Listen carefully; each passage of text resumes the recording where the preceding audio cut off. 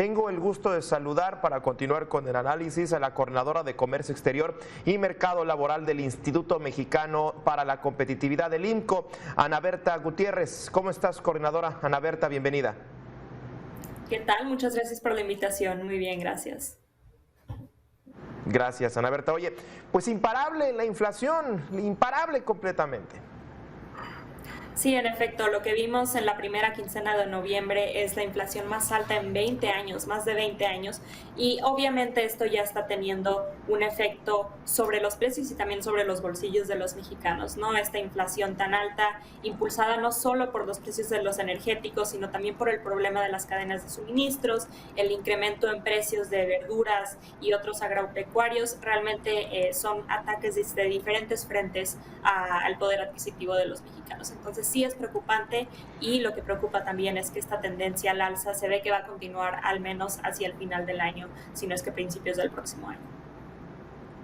Sí, justamente parece que se va a extender, va a ser una pues, probable Navidad, una triste Navidad en el sentido económico, independientemente de la pandemia y toda la cuarta ola que se pueda llegar a dar. Ahora, ¿qué alcances puede tener la política pública para tratar de contener? No sé, me parece que es muy poco lo que se puede hacer, Ana Berta.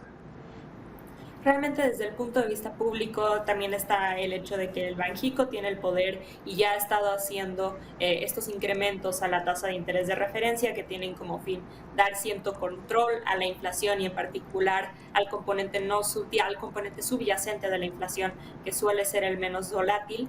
Eso es por un lado, y por otro lado hay cosas que tardan un poco más en concretarse y tendrían un efecto más a largo y mediano plazo sobre la inflación, pero que se deben hacer, ¿no? Incrementar la infraestructura en los puertos y en las áreas desde las cuales llevamos a cabo el intercambio de mercancías. Eso necesita traer inversión, y también se puede hacer mucho para disminuir los precios de los energéticos si es que llevamos a cabo las políticas adecuadas para volverlo más competitivo, de menor costo, para que no solo esos costos disminuyan para los consumidores, sino también para los productores, lo cual inevitablemente se traduce en menores costos de los productos que los consumidores mexicanos adquieren, ¿no? Entonces esas son cosas que se pueden hacer desde el punto de vista de mediano plazo y también el corto plazo, las decisiones de política monetaria del Banxico a los que todos le estamos dando pues, seguimiento muy claro, ¿no? Claro, claro. Oye, ¿crees o consideras que bueno, una de las probables medidas, ya lo estamos viendo, digamos, como una respuesta natural de los consumidores, pues es bajar el consumo, dejar de consumir y generar ahorro?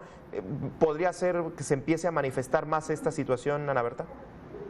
Sí, en realidad puede ser un peligro para la recuperación en el consumo privado, que lamentablemente hemos visto que ha sido más lento de lo observado en el PIB en general, y eso puede ser un riesgo para que el incremento del PIB en el último trimestre del año, entre octubre y diciembre, pues sea menor al que esperábamos o incluso haya un estancamiento, ¿no? Y esto es mala noticia porque nos mantiene más lejos de recuperar el nivel del PIB prepandemia, y además en el contexto de la cifra que recibimos el día de hoy, de una caída del PIB en el tercer trimestre del año más profunda de la esperada, lo cual pues, nos pone en dificultades para el tema de la recuperación económica, ¿no?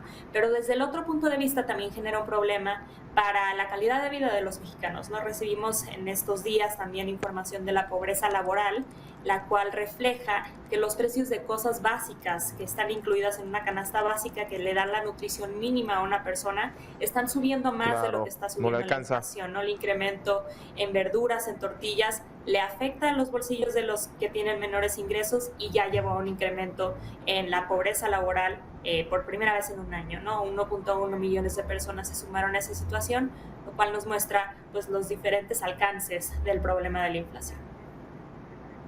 Sí, sí, y de sumo, Ana Berta, lo que publicó el INEGI, bueno, desde temprano lo publicó el Índice General de la Actividad Económica sobre, inclusive tú ya lo estás planteando, la disminución de menos 0.4% en comparación con el tercer trimestre, pues también el PIB va hacia abajo, una segunda baja mensual consecutiva. Estoy leyendo el tuit del director general del INEGI, Julio Santaella, y bueno, pues una tendencia también decreciente al año 2021, Ana Berta.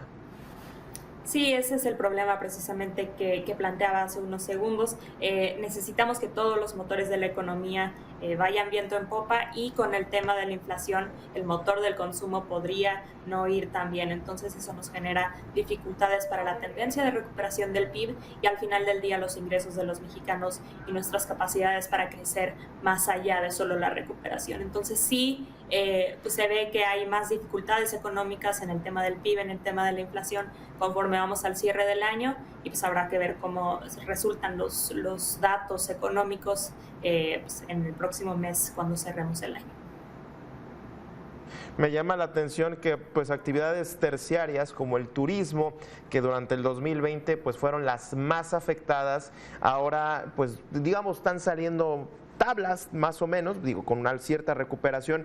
En los estados obviamente meramente turísticos tienen recuperaciones mucho más altas, a pesar de que, bueno, sí, una fuerte porcentaje del PIB está enfocado en eso, no es suficiente para poder estabilizar y que la economía salga adelante. Ahora, pues será un cierre de año muy, muy difícil en términos económicos, Ana Berta.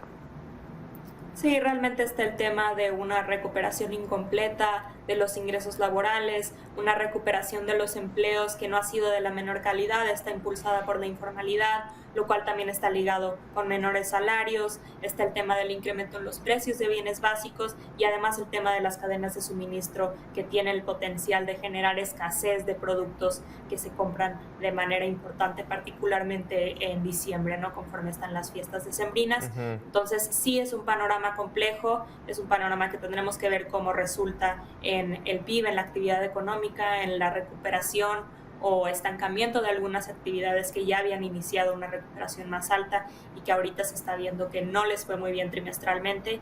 Entonces realmente ahí pues nos denota la importancia de seguir impulsando políticas públicas, seguir atrayendo inversión, seguir haciendo esfuerzos para que la recuperación no solo sea rápida, sino que logremos llegar a una tendencia de crecimiento pues más alto y sostenible más allá de la crisis económica y sanitaria.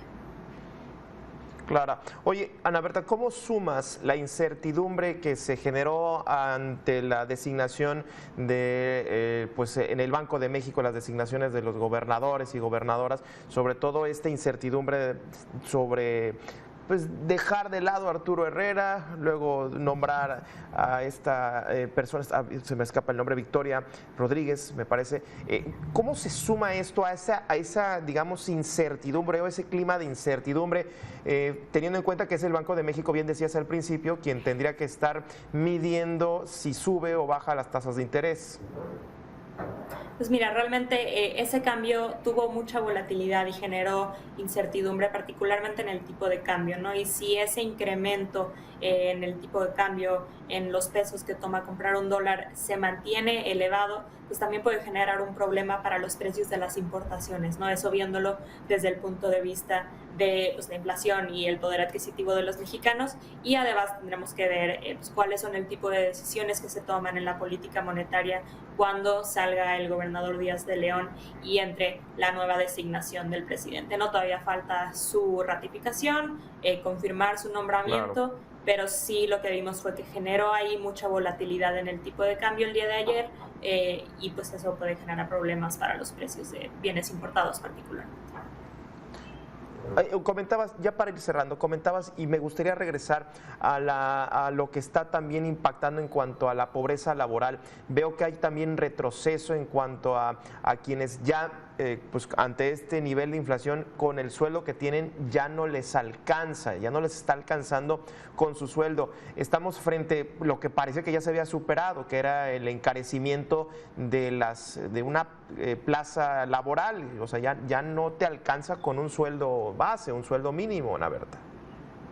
Efectivamente, eso nos habla de una recuperación, un incremento en los ingresos que sí ha ido avanzando respecto a lo que vimos en los puntos más bajos de la crisis, pero no ha ido avanzando lo suficiente como para compensar el incremento en los precios y mucho menos el incremento en los precios de estos bienes básicos que te comento, que es la canasta alimentaria que se usa para medir la pobreza laboral. No es un mínimo necesario para que una persona tenga cierta calidad de vida, y lo que vemos es que ni los trabajadores ni la población en general en mayor medida está teniendo suficiente para cubrir esos gastos, y eso es preocupante, particularmente pues, viéndolo desde el punto de vista de recuperación de calidad de los mexicanos. Sí, cierro con esta última pregunta. La informalidad aquí ¿cómo juega frente a este encarecimiento del empleo? Y vaya, pues la gente se está refugiando en la informalidad, a pesar de que el régimen federal pues es un régimen que le ha apostado por la recaudación también. Ahora, ¿en la informalidad están encontrando un respiro? Mira, un respiro, pero menos de lo suficiente, ¿no? Sabemos que la informalidad está ligada con menores derechos laborales, menores ingresos, más incertidumbre, y el hecho de que alrededor de 80% de los empleos generados desde que empezó la recuperación post-pandemia son informales, lo cual definitivamente pues, es un foco rojo y no es una buena noticia. Claro. Ana Berta, muchísimas gracias por la charla y sobre todo por ponernos este panorama que verdaderamente es muy, muy difícil, cierre de año muy complejo. Muchísimas gracias. Gracias, Gabriel, por la invitación. Un saludo a la audiencia.